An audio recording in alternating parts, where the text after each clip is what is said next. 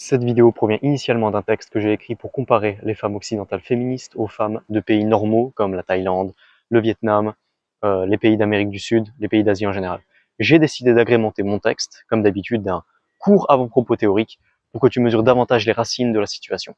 Reste bien jusqu'à la fin et je te donnerai les meilleurs pays où selon moi il est possible de trouver une femme rapidement et sans prise de tête. Si on regarde la situation globale sur la planète avec du recul, l'étau se resserre gravement autour des hommes dans les relations hommes-femmes. Quel est le but premier du système féministe, matriarcal, occidental, contemporain? Son but premier, c'est avoir la mainmise, le contrôle total sur l'accès à l'intime, sur l'accès pour les hommes à la femme. Le système sait que contrôler cette énergie, c'est contrôler la motivation des hommes, contrôler leurs humeurs, contrôler leurs émotions, leurs ambitions, l'énergie que les hommes mettent à conquérir le monde, à construire, à bâtir, à développer, bref, à construire un monde meilleur. Les hommes peuvent absolument tout faire tant que, et aussi longtemps que, ils ont accès à cette ressource. Dès lors que cette ressource se raréfie, dès lors qu'elle devient inaccessible, les hommes perdent le principal motivateur, la principale récompense qu'ils recherchent pour leurs actions. Laisse-moi te citer deux expériences scientifiques réalisées par deux scientifiques américains à différentes époques. La première, c'est celle de la boîte de Skinner, donc plutôt dans les années 1940.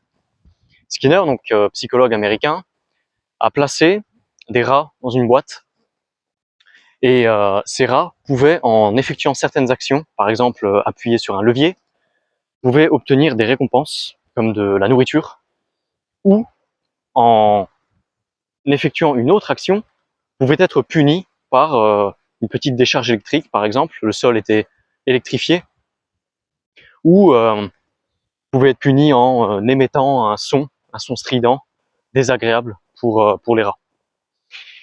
Je te passe les détails, je te mettrai une capture écran pour que tu vois à quoi ressemblait la boîte de Skinner. Je te mettrai également un lien pour que tu puisses lire plus en profondeur les détails de cette expérience et ses applications dans les jeux vidéo, dans la pub, etc. Mais ce qu'il faut comprendre de cette expérience, en gros, c'est que tu peux conditionner le comportement via des mécanismes de récompense et de punition. Et il se trouve que Skinner en a identifié quatre mécanismes de récompense et punition qui permettent de contrôler ou de conditionner le comportement des rats. Évidemment, les êtres humains aussi peuvent être conditionnés à se comporter d'une certaine manière en fonction des conséquences de leurs actions. Autre expérience plus vieille, celle-là, celle de Pavlov. Alors, c'est un peu plus connu. Vous connaissez tous l'expression de réflexe pavlovien. Ça vient de cette expérience. Donc, Pavlov était un scientifique également américain qui a mené son expérience dans les années 1890. Et Pavlov, lui, a mis en scène des chiens. C'est pour ça qu'on parle du chien de Pavlov. Et il a démontré qu'on pouvait programmer, contrairement à l'expérience d'avant où il s'agissait simplement de déclencher des comportements, ici on pouvait programmer des comportements, c'est-à-dire les faire émerger de manière répétitive tant que les conditions de cette programmation étaient réunies, un peu comme un programme informatique, un algorithme. Si on a telle ou telle condition, alors on déclenche tel ou tel comportement. Pavlov a montré chez les chiens que on pouvait les programmer à adopter certains comportements suivant des stimuli spécifiques. Je te mettrai également un schéma pour que tu comprennes en quoi consistait l'expérience et un lien pour que tu puisses aller lire et approfondir le sujet. Parlons de récompense et de punition. L'accès aux femmes, l'accès à l'intime, l'accès à l'amour, à l'affection, constitue la récompense ultime chez les hommes. Contrôler l'accès à cette gratification, à cette récompense, c'est de facto contrôler l'accès à l'entièreté du comportement des hommes. Et le système féministe a très bien compris cela. Pour avoir des hommes dociles, dépressifs, sans estime d'eux-mêmes, faibles, malléables, prêts à tout accepter, prêts à accepter et à montrer n'importe quel comportement, prêts à montrer patte blanche à n'importe quelle injonction, simplement pour obtenir cette récompense, eh bien, il faut contrôler l'accès à cette récompense. Il faut serrer la ceinture, il faut rendre inaccessibles les femmes pour faire des hommes une masse malléable et manipulable. Le but est d'imposer l'abstinence forcée chez les hommes. Et il y a une grosse différence entre l'abstinence qui est involontaire et la rétention séminale qui, elle, est une pratique volontaire avec une dimension spirituelle. Il y a bien une grosse différence entre les deux. La rétention séminale implique une démarche volontaire, bien que la personne en question, la personne qui le pratique, l'homme qui la pratique, bien que cet homme possède théoriquement la possibilité d'accéder aux femmes. Mais l'abstinence est une pratique involontaire.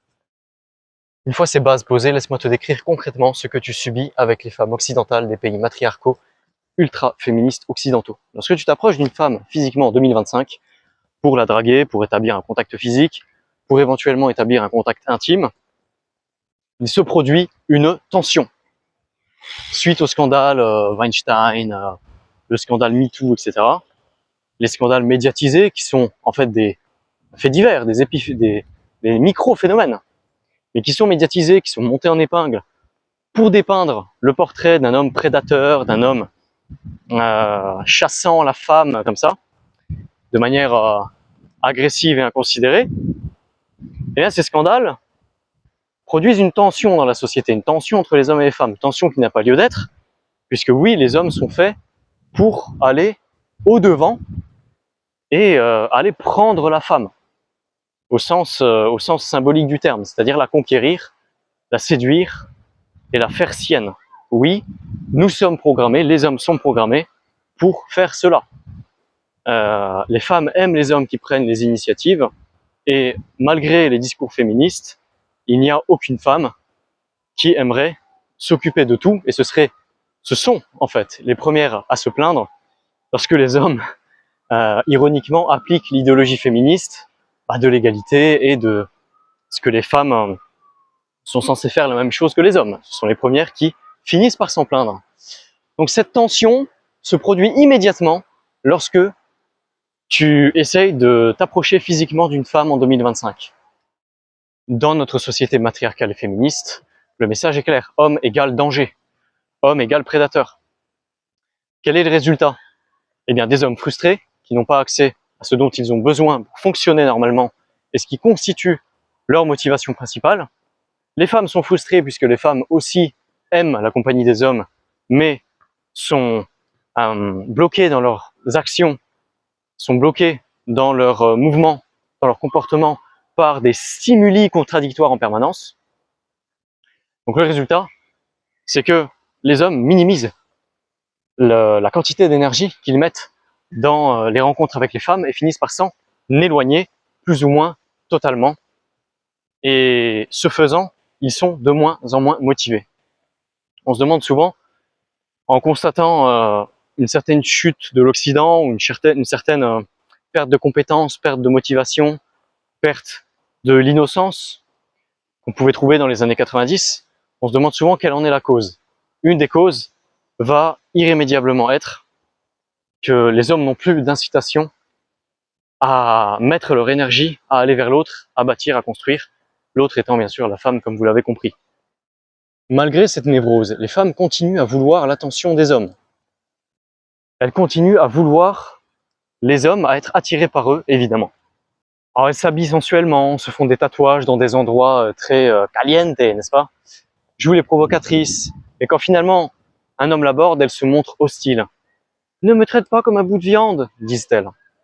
Cette tension artificielle est profondément infertile, parce qu'elle introduit des comportements qui ne sont que des comportements d'apparence, et rien dans le réel. Il n'y a probablement jamais eu, dans l'histoire, autant de monstrations lascives et sensuelles et suggestives qu'à l'époque contemporaine, et dans le même temps, aussi peu de rencontres réelles, de rencontres authentiques entre les hommes et les femmes.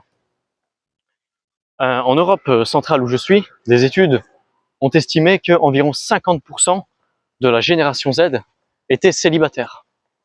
Partout sur Instagram, sur Snapchat, sur différents sites, sur les panneaux publicitaires, dans les séries. Le cul est présent partout, constamment et partout. Pourtant, il arrive de moins en moins dans le réel. Comment ne pas disjoncter? Comment les hommes sont-ils supposés continuer à faire comme si tout était normal face à de telles contradictions béantes qui leur sont jetées à la figure? En quoi les femmes d'ailleurs, d'Asie et d'Amérique du Sud sont-elles différentes? J'ai bien dit en quoi et non pas pourquoi. On va se contenter ici du constat pour te donner des solutions pratiques sur comment et où trouver une femme. Le pourquoi pourrait venir dans un second temps. Mais de savoir qu'ailleurs c'est possible, c'est nécessaire et suffisant pour que tu passes à l'action. Alors les femmes d'ailleurs, de sociétés saines, de sociétés normales, voient l'homme non pas comme un danger, non pas comme une menace, mais comme un partenaire, un protecteur, un auxiliaire, un leader, une épaule sur laquelle se poser pour avancer. Les femmes de ces pays vont te laisser ta chance. Elles sont sympathiques, au sens étymologique du terme, c'est-à-dire partage de l'empathie. Elles sont bienveillantes. Elles vont te diffuser une énergie pour que tu donnes le meilleur de toi et que tu essayes. Elles vont te laisser essayer et en général te fournir la vibe, te fournir l'énergie pour que tu essayes avec joie. Elles ne sont pas faciles comme certains le disent, elles sont simplement ouvertes, sans névrose, sans trouble de qui elles sont. Des femmes dans leur rôle vis-à-vis des hommes, c'est-à-dire de se donner. Même dans le refus, ces femmes t'accompagnent en te disant subliminalement, si ça n'a pas marché cette fois-ci, ce n'est pas grave, ce sera pour plus tard, je te donne une partie de mon énergie féminine pour te motiver et que tu réessayes. Même dans le refus, elle reste séduisante, attirante et désirable. Une latina, une russe, une asiatique qui te refuse, c'est une expérience agréable et un tremplin pour la prochaine.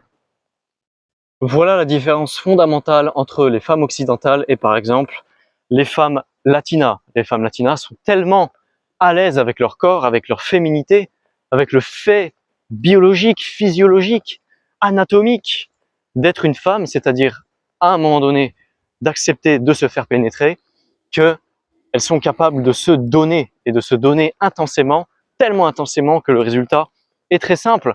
Elles prennent du plaisir, tu prends du plaisir, elles sont heureuses, tu es heureux, les parties impliquées dans la relation sont heureuses et la vie est belle, tout simplement. Elles n'ont aucun mal, partant de là, à se donner intensément à leur homme qui en retour se donne forcément aussi.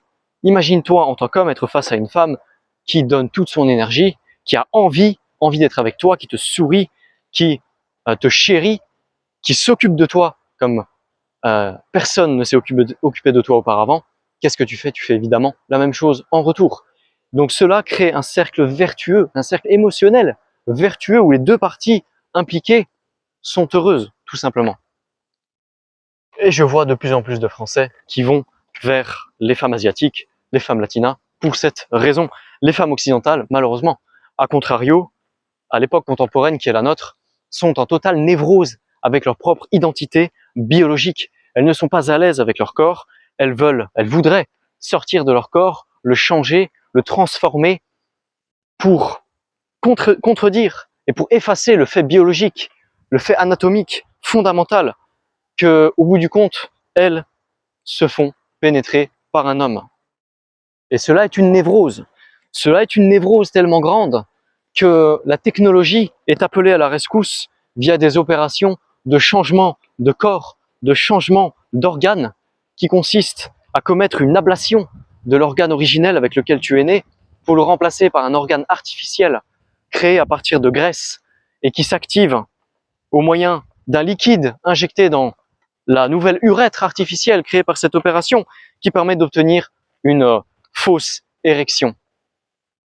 Les femmes occidentales manipulées par l'égalitarisme sont névrosées par le fait d'avoir un orifice entre les jambes, une fente qui, in fine, anatomiquement, est faite pour accueillir un homme en érection.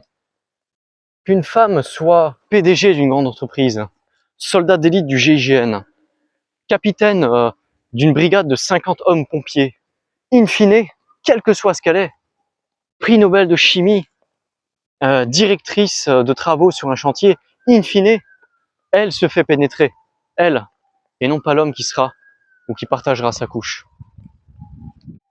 Et voilà pourquoi elle surjoue l'agressivité, voilà pourquoi elle surjoue le phallus qu'elles n'ont pas, en provoquant les hommes, en les défiant, en les insultant de prédateurs, de chasseurs, parce qu'elles sont dégoûtées d'elles-mêmes, manipulées par la propagande, elles sont dégoûtées d'elles-mêmes, dégoûtées de leur corps, elles ont honte d'eux-mêmes, et cette névrose se transforme en agressivité, se transforme en incapacité de sourire face à un homme qui leur sourit, et in fine provoque une dépression de tout le monde dans la société. Alors j'aimerais, dans un monde normal, que les Européens puissent se reproduire normalement avec les Européennes, j'aimerais que les Latinos puissent se reproduire avec les Latinas, que les Asiatiques puissent se reproduire avec les Asiatiques, mais malheureusement le contexte actuel ne favorise pas ce genre d'union. Alors si tu es dans une situation où tu n'as pas eu accès à l'intime, où tu n'as pas eu accès ne serait-ce qu'à un câlin depuis des mois, depuis des années, eh bien sache qu'il y a une solution, puisque la société occidentale actuelle n'en offre aucune. Tu as le droit d'aller chercher ailleurs. Tu as le droit d'aller chercher ton bonheur ailleurs. Cela ne te coûte en 2025 qu'un billet d'avion et éventuellement apprendre un tout petit peu de la langue du pays dans lequel tu souhaites aller. Comme promis, on approche de la fin de la vidéo, je vais donc te donner quelques pays dans lesquels il est non seulement facile, possible, mais également extrêmement agréable de rencontrer des femmes et éventuellement de te mettre en couple avec. Alors, dans la zone Amérique latine, il y a des pays comme la Colombie, comme le Pérou, comme l'Équateur, comme l'Argentine, où être un Européen blanc est synonyme de succès avec les femmes. Pourquoi? Parce que l'Européen blanc a une très bonne réputation. L'Européen blanc dans ces pays est prophète dans ces pays et tu n'auras aucune difficulté à rencontrer des femmes. Je pense que c'est même elles qui viendront à toi si tu es suffisamment typé blanc européen. Ensuite, tu as évidemment des pays asiatiques où l'homme européen a une très bonne réputation de bien traiter les femmes, de vouloir leur faire plaisir, aussi d'avoir un certain niveau de vie, ce qui te garantira un certain succès avec les femmes sans que tu aies besoin de trop forcer. Voilà, c'est tout pour la vidéo d'aujourd'hui. Je vais te laisser sur la vue du fleuve, une vue zen, une vue calme.